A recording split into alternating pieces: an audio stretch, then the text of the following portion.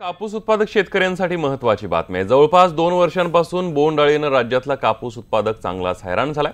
अनेक उपाययोजना करून सुद्धा बोंडअळीचा प्रादुर्भाव हवा तेवढा कमी झालेला दिसत नाही। आता पुढच्या हंगामात बोंडअळीचं निर्मूलन करण्यासाठी आत्तापासूनच प्रयत्नांची गरज आहे। कापसाचं झाड कापून त्याचे बारीक तुकडे केले तर हे काम सोपं होणार आहे।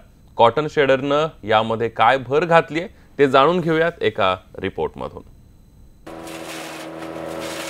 येणाऱ्या खरीप हंगामात कापसावर बोंडअळीचा प्रादुर्भाव होऊ नये यासाठी कॉटन श्रेडर नावाचं नवं यंत्र शेतकऱ्यांसाठी उपयुक्त ठरणार आहे।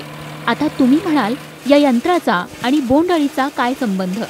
शेतकऱ्यांनी फरदड कपाशीच्या पराठीवर हे यंत्र फिरवलं तर त्याचा भुगा होतो, ज्यामध्ये कपाशीवर जोपासलेल्या बोंडअळी, अंडी आणि कोश हे नष्ट होण्यास मदत होतीये। दरवर्षी सरासरी उत्पन्न आमचं 12 ते 15 क्विंटलच्या आसपास राहायचं, परंतु गेल्या 2 वर्षापासून बोंडअळीचा वाढता प्रादुर्भाव लक्षात घेता आमचं 50 ते 60% उत्पादन घटलंय। चालू वर्षी तर 2 क्विंटल 3 क्विंटलपर्यंत सरासरी उत्पन्न निघायला लागलं। तर त्यासाठी हे बोंडअळीचं समूळ उच्चाटन करण्यासाठी कृषी विभागाकडून बोंडअळी निर्मूलन कार्यक्रम राबवला जातो, जनजागृती केली जाते।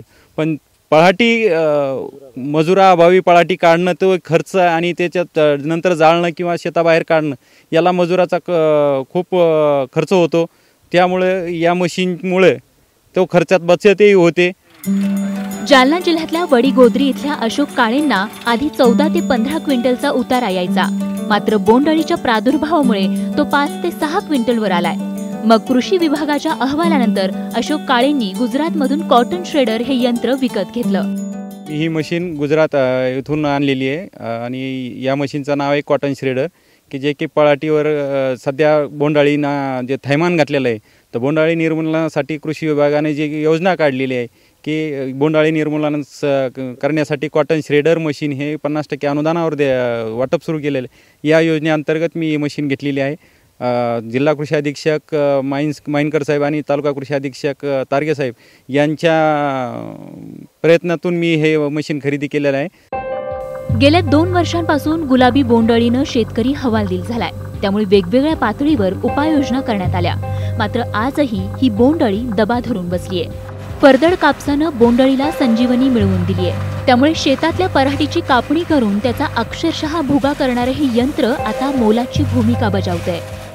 कॉटन श्रेडर हे एक नवीन अवजार, ट्रॅक्टर चालित अवजार आहे। ते सध्या कृषी विभागामार्फत 50% अनुदानावर आपण शेतकऱ्यांना देतोय। जालना जिल्ह्यासाठी 40चं उद्दिष्ट आहे। आत्तापर्यंत 5 कॉटन श्रेडर्सची खरेदी शेतकऱ्यांनी केलेली आहे आणि त्याचा वापर सुरू केलेला आहे। ह्या श्रेडरच्या माध्यमातून जी पळाटी काढायची आहे, जी पूर्वी पारंपरिक पद्धतीने आडकित्त्याने काढत होतो आपण, ती आता ह्या मशीनच्या माध्यमातून एक अर्धा तासामध्ये आपण 1 एकर क्षेत्राची पळाटीचा पूर्ण पळाटी बारीक भुगा करू शकतो।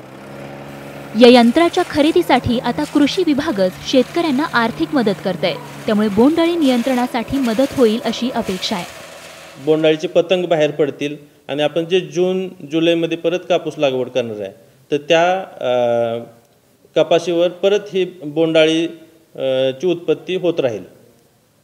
आपल्या बोंडअळीच्या निर्मूलनासाठी जानेवारी डिसेंबर अखेरपर्यंत आपण कपाशी काढण्यासाठी शेतकऱ्यांना प्रोत्साहित करत आहोत। फार तर फार आपण 15 जानेवारीपर्यंत सर्व कपाशी शेतकऱ्यांनी काढावी असं आवाहन केलेलं आहे। त्यासाठी आपण श्रेडर्सचं कॉटन श्रेडर्सचं प्रात्यक्षिक पण शेतकऱ्यांना दाखवलेलं आहे आणि शेतकऱ्यांचा मोठा प्रतिसाद त्यासाठी मिळतोय। शेतकऱ्यांना हे यंत्र खरेदी करण्यासाठी राज्य शासनाकडून 50% अनुदान देण्यात येणार आहे आणि यासाठी शेतकऱ्यांनी कृषी अधीक्षक कार्यालयाशी संपर्क साधून नोंदणी करणं आवश्यक आहे। हे कॉटन श्रेडर हे असं यंत्र आहे की ते आपल्याला वेगानं हे कापूस काढायला मदत करेल, कापसाच्या पराठ्या नष्ट करायला मदत करेल आणि त्यामध्ये जे अंश असतात, ज्याचे रेसिड्यू असतात, सेंद्रिय बोंडअळीचे जे काय कोश असतात ते नष्ट करायला, त्यातल्या आळ्या नष्ट करायला याच्यातून एकदाच आपण जर तो कापूस काढला, कापसाच्या पराठ्या काढल्या तर ते बारीक बारीक तुकडे करते। तुम्ही पाहिले डेमो घेताना, तर त्या फटक्यानंतर त्यातली बोंडअळी ही जिवंत राहणार नाही आणि याचं लाईफ सायकल ज्याचं जीवनक्रम चालू राहतो सातत्यानं उशिरापर्यंत पराठी असल्यामुळे, तर तो ब्रेक करायला मदत होईल। बोंडअळीचं निर्मूलन करण्यासाठी पराठी तसंच अळीचे अवशेष नष्ट होणं गरजेचं आहे आणि ते काम कॉटन श्रेडर हे यंत्र सहजरित्या करतंय. सोबत मातीत आच्छादन होत असल्यानं सेंद्रिय कर्ब वाढण्यास आणि कंपोस्ट खत निर्मितीला देखील चालना मिळणार आहे. जालन्याहून रवी जयस्वालसह ब्युरो रिपोर्ट, न्यूज 18 लोकमत.